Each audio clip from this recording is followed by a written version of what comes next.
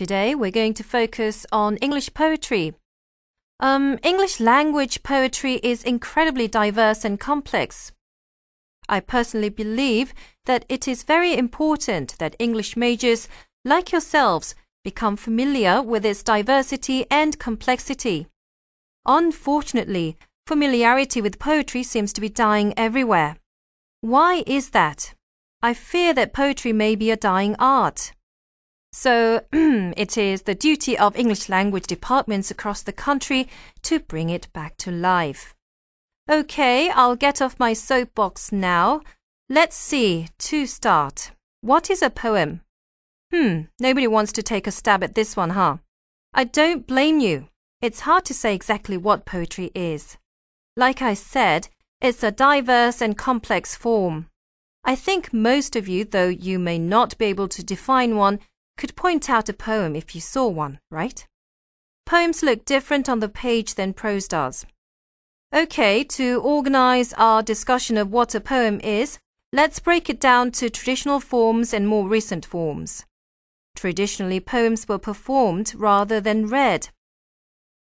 Poems were used to tell a story. They could also be very long, much like modern novels. Since they were performed orally, that is, spoken aloud, they used rhyme and meter to guide the performance. What are these two components of traditional poetry, rhyme and meter? I hope you remember that rhyme is when two lines or words have the same end sound, like cat and bat, for example. Meter is rhythm, a certain number of beats or syllables per line. It sets the flow of the lines being performed. This combination of rhyme and rhythm made it much easier for poetry to be performed live. As I mentioned, the rules of modern poetry have changed somewhat. Modern poems often lack rhyme and meter.